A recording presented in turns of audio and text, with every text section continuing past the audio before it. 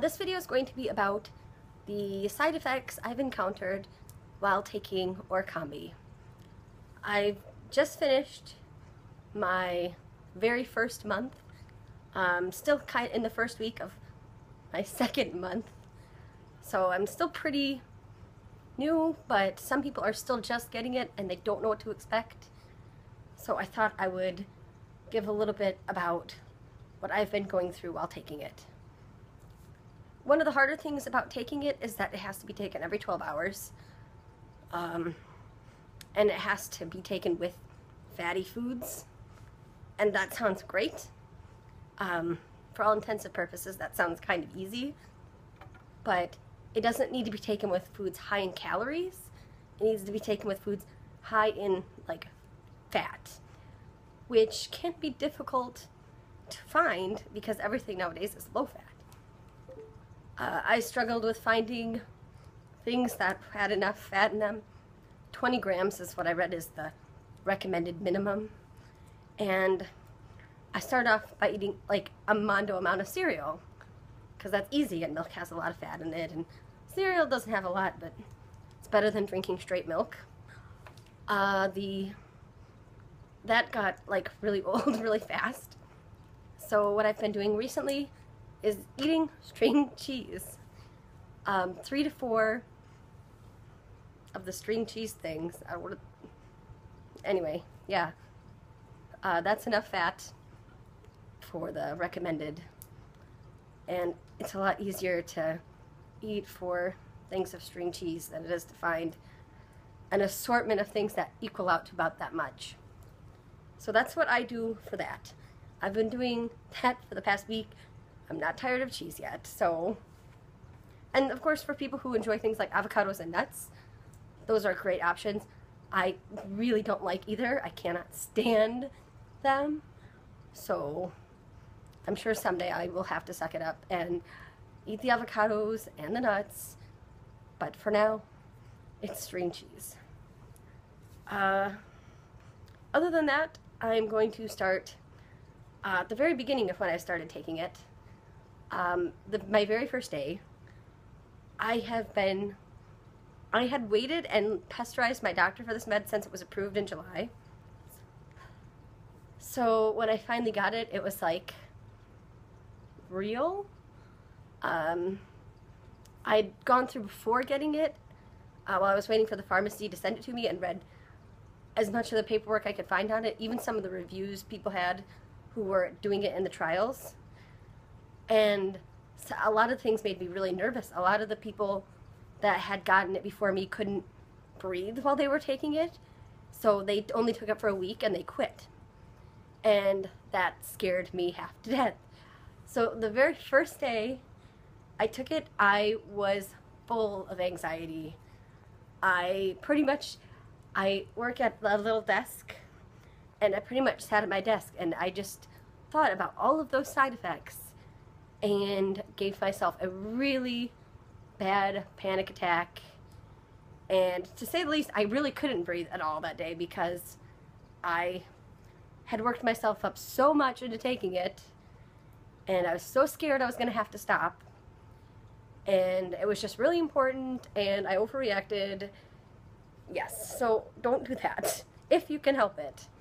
I was trying really hard to be really calm, and it just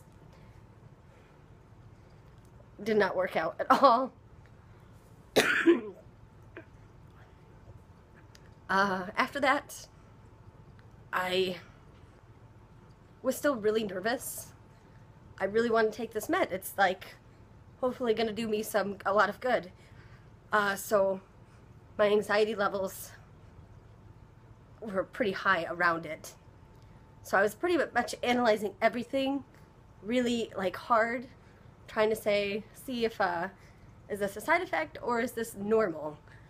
And when, you know, people out there who have CF know that when you're analyzing things like how well you're breathing, you kind of almost forget how you were breathing yesterday compared to today, because some of those shifts are so subtle and slow that you don't notice a difference until you look back like weeks. Anyway, that might not make sense, but that's what it is. So for the first week, I did have, not severe, but a pretty uncomfortable shortness of breath. And at that time, I had been out of the hospital for almost 2 months, which was like my longest out of the hospital this year. So I really felt that it might have been partially the med, but it was also my body's time for IV antibiotics again. So I emailed my doctor and I really just laid everything out because I was really scared he was going to say that I had to stop taking it because he had done this to other people at my clinic. And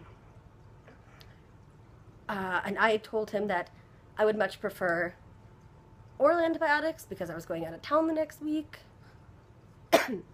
And he didn't have a problem with that at all. So he sent me a prescription of Cipro to my local pharmacy, and it wasn't a big deal. And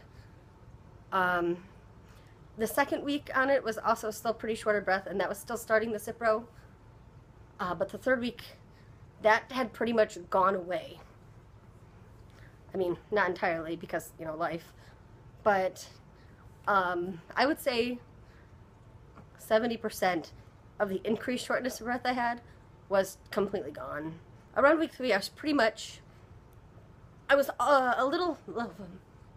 I was almost back to my baseline before I had started the med. There we go. Now, also in the first week, though, I noticed that I started to overheat really easily and a lot. Now, I'm usually a really cold person. I have to wear sweaters everywhere, even if it's like 90 degrees outside. I just am cold 100% of the time. And since I've started taking this med, I have become a sweater. A person that sweats, not a sweater, because, you know. But, yeah, that's really weird for me. Because even now, I still have the mentality that if I don't take a sweater everywhere I go, I'm going to be freezing.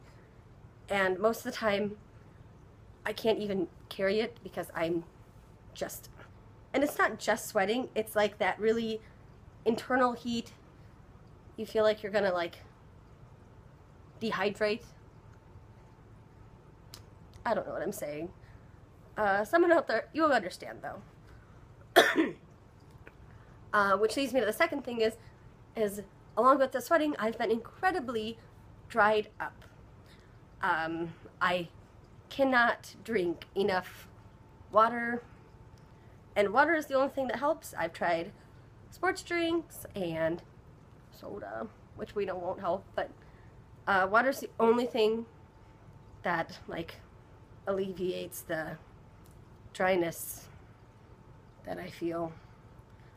If I just the span of sleeping, and I'm not normally a mouth breather, although on occasion, but other than that, like, just waking up, like, the tear ducts in my eyes, I will feel them because they will be so dry.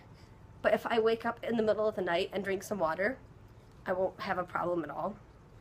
And that is abnormal for me. I don't usually have any problems with that. So I've, like, definitely increased my water intake, which I think is recommended when you take pills anyway. I've got my list over here so I don't forget anything. More recently, just in the past week, I've noticed I've had a lot of muscle aches, and I've been incredibly exhausted pretty much 100% of the time.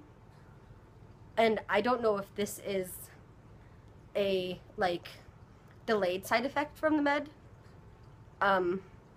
or if it really is just time for me to be on IV antibiotics again, because it's been 3 months now, which before this year, which was a really bad year for me, that was just my schedule. I would be on IV antibiotics every 3 months, and that was that's just the way it was. So I've come back to that 3-month time again. So it might not even be the med, but I wanted to mention it because it could be something other people notice. Going along with the muscle pain, ache, I've had a ton of joint soreness since I've started taking the med. I've got arthritis in pretty much all of my joints, so like they hurt kind of anyway, but since I've started taking med, that's definitely been worse. I usually I've gotten to a point where I don't think about it when I function anymore. You know, you just do things and kind of ignore that aspect. But now it's kind of like I have a hard time like doing little things like texting, or my fingers get really stiff and hurt a lot. The last thing I've noticed is I've been having severe headaches. They're really, really bad, and they're not super consistent.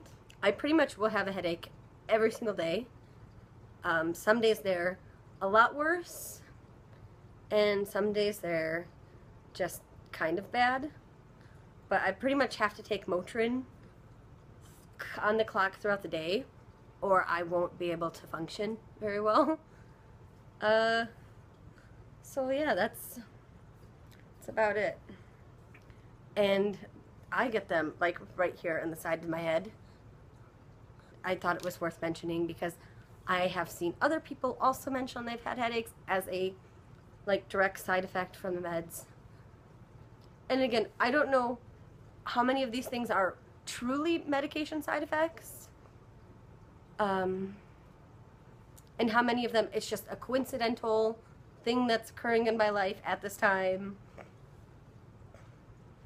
So it's just kind of up in the wind. So there's that. I think that about wraps up all the side effects and how I handle the med.